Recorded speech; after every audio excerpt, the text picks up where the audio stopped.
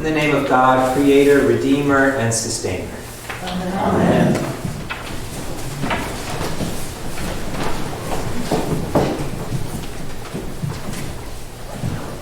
In all my years working with young people, I've often noticed that children learn early on that they need different ways of being in different situations. You can be one way with your friends, but you probably need to act a different way with your grandparents. You can be one way on the basketball court and a different way in math class. And as they grow up, they may feel that they have to have certain ways of being that aren't actually that natural. You have to act tough on the school bus, or you might get bullied, for example. So think about your life for a minute. Do you have different ways of being in the different parts of your life? As a parent, as a coworker, as a spouse, or a friend? Where do you feel that you can most be yourself? What allows you to let down your guard and be comfortable in your own skin?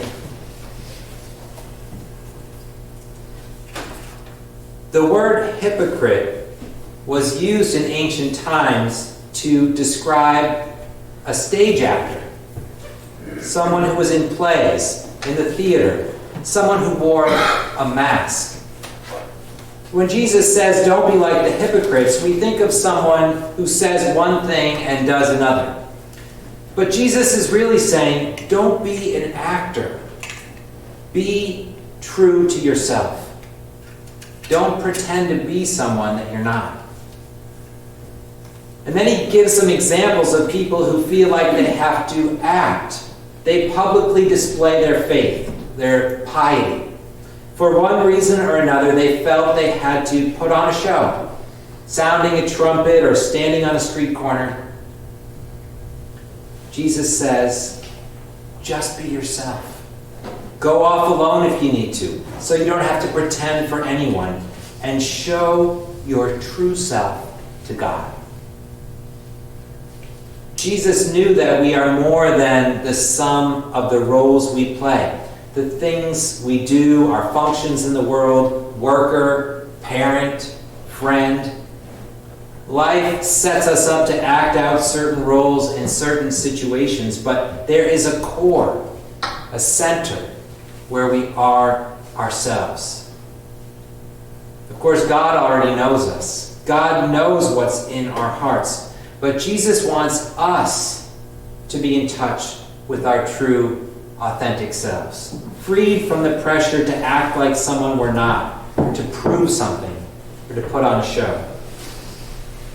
And Jesus wants that for us because our true selves, in their essence, their most God-centered and honest place, are loving.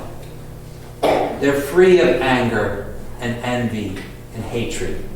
They are open to God and to each other, and they are grateful to be alive.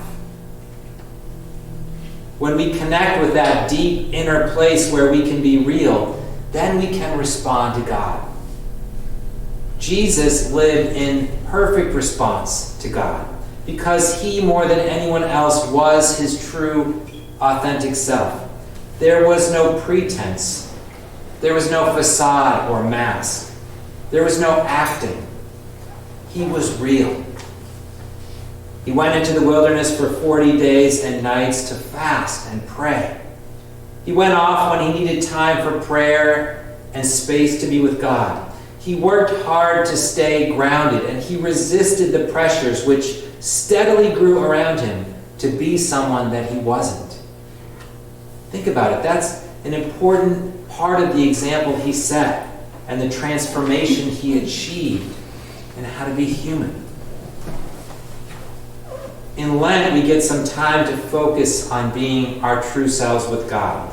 We can think of the ashes that we wear as a symbol of all that extra stuff, all the masks we take on to survive in the world being burned away. Penitence is about turning back to God. And ashes ashes are a sign that we are doing that, turning back to God and away from anything else that is not God. That Lenten process purifies us, and Lent invites us to free ourselves from the pressure to perform, at least with God, and to pivot towards God in fresh and honest ways. One of the best examples we have of this idea is the parable of the prodigal son, which we'll hear on Sunday, March 27th.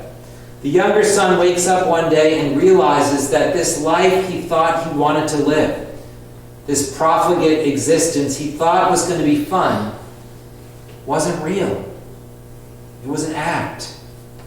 It had taken him far away from his authentic identity as the son of a loving father and family.